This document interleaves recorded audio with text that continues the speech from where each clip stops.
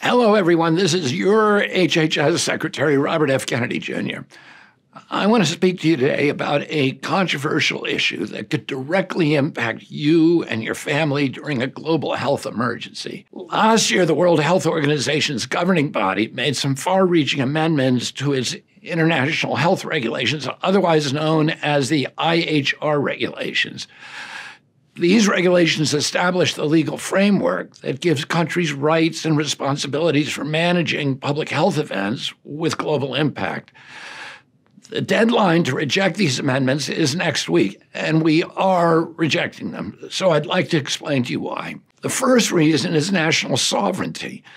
Nations who accept the new regulations are signing over their power in health emergencies to an unelected international organization that could order lockdowns, travel restrictions, or any other measures it sees fit.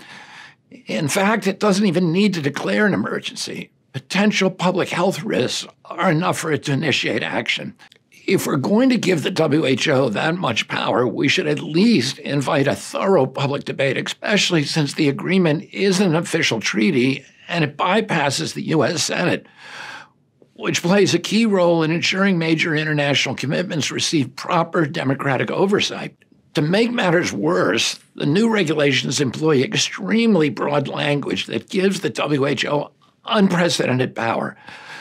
They require countries to establish systems of risk communication so that the WHO can implement unified public messaging globally. That opens the door to the kind of narrative management and propaganda and censorship that we saw during the COVID pandemic. We don't want to see that kind of system institutionalized even further.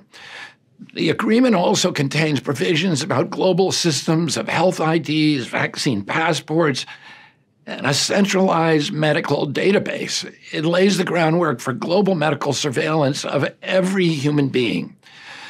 Maybe if the WHO were an infallible authority, untainted by industry influence, we would consider accepting the new regulations. Unfortunately, the COVID pandemic demonstrated otherwise.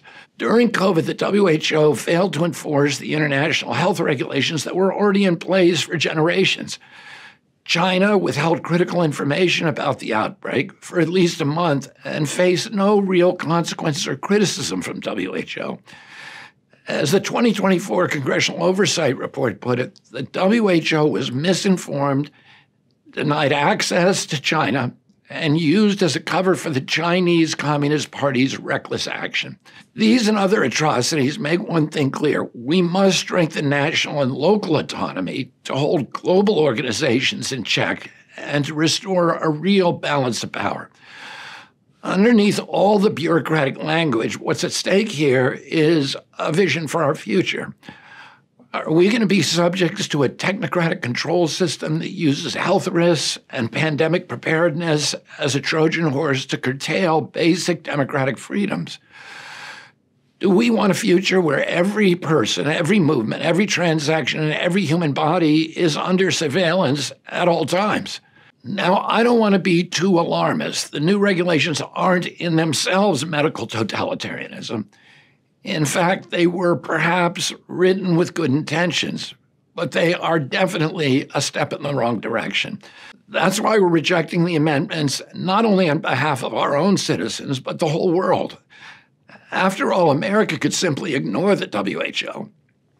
But few other countries are as powerful as the United States. Even though many of these amendments are phrased to be non-binding, as a practical matter, it's hard for many countries to resist them, especially when they are dependent on the WHO funding and its partnerships. That's why we're taking leadership to stop an agreement that's bad for the entire world. I want to be clear that in rejecting these amendments, President Trump and I are not rejecting international cooperation. We can cooperate with other nations without jeopardizing our civil liberties, without undermining our Constitution, and without ceding away America's treasured sovereignty. That's my commitment to you. That's President Trump's commitment to you. Thank you, and God bless you all, and God bless our country. Produced by the U.S. Department of Health and Human Services.